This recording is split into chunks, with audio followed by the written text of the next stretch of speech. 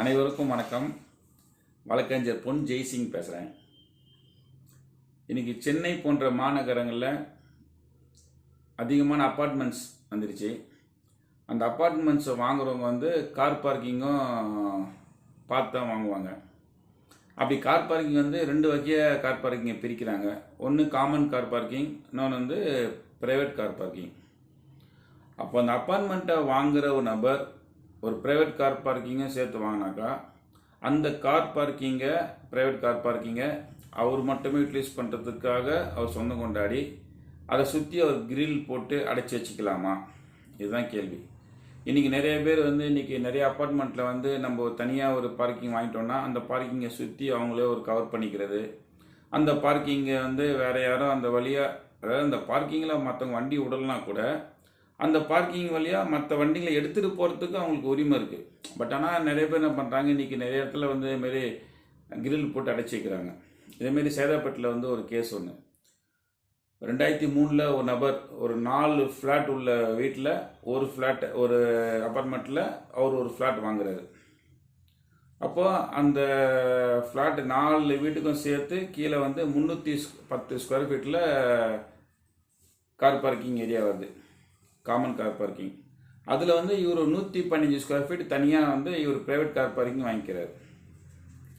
அப்புறம் வாங்குறவர் என்ன பண்ணுறாரு, இந்த ப்ரைவேட் கார் பார்க்கிங்கில் மற்றவங்களும் அந்த வழியாக வண்டி எடுத்துகிட்டு போனால் அந்த கார் பார்க்கிங் ஓப்பன் ஸ்பேஸில் ஃப்ரீயாக இருக்கும், அவங்க மற்றத்தில் விட்டுப்பாங்க, இவர் வண்டியை இவர் விட்டுக்கலாம்.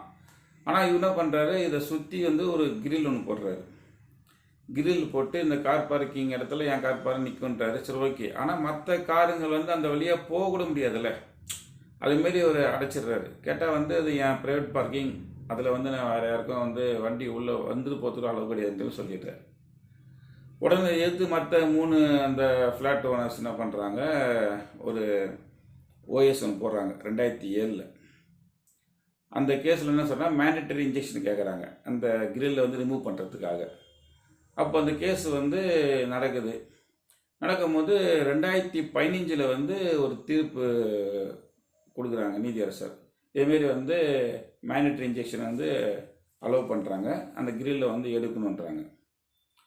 அப்போ திரும்பி இவர் என்ன பண்ணுறாரு, அந்த கிரில் போட்டவர் ஒரு அப்பீல் போகிறாரு, ஏஎஸ் போகிறாரு. அந்த அப்பீல் ஒரு 2 வருஷம் நடக்குது.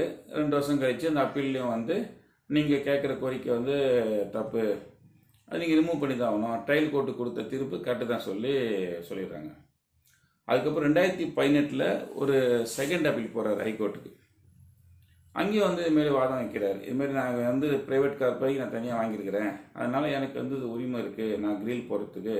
இதை கீழ்கோர்ட் 2 கோர்ட் நிராகரிச்சிட்டாங்க, நீங்கள் கன்சிடர் பண்ண சொல்லிட்டு ஹைகோர்ட்டுக்கு செகண்ட் அப்பீல் போகிறார். அது கேஸ் 2018 ஒரு 6 வருஷம் நடக்குது. 2024 இப்போ ஜட்ஜ்மெண்ட் ஆயிடுச்சு. என்ன கொடுக்குறாங்கனாக்கா நீங்கள் அந்த கிரில்லை நீங்கள் ரிமூவ் பண்ணி தான் ஆகணும், கீழ்கோர்ட்டு கொடுத்த தீர்ப்புகள் கரெக்டு அப்படின்னு. ஆக இந்த தீர்ப்புகள் எல்லாம் நான் டிஸ்கிரிப்ஷனில் போடுறேன், நீங்கள் பாருங்கள். இது சப்போஸ் இப்போ உங்களுக்கு தெரிஞ்ச உங்கள் ஃப்ளாட்டுங்களையோ இல்லை உங்கள் நண்பர்கள் வீடு ஃப்ளாட்டுங்களையோ எங்கேயாச்சும் இந்தமாரி யாராச்சும் கிரில் போட்டு வச்சுருந்து அவங்க மட்டுமே ஆக்குப்பை பண்ணி வச்சுருந்தாங்கனாக்கா கண்டிப்பாக இந்த தீர்ப்பை காட்டுங்க, சொல்லுங்கள். எல்லாம் தீர்ப்பை சுட்டி காட்டி நீங்களும் ஒரு சூட் போட்டிங்கன்னா கண்டிப்பாக உங்களுக்கு ஒரு சாதகமான ஒரு இது கிடைக்கும் என்று நம்புகிறேன். நன்றி, வாழ்த்துக்கள்.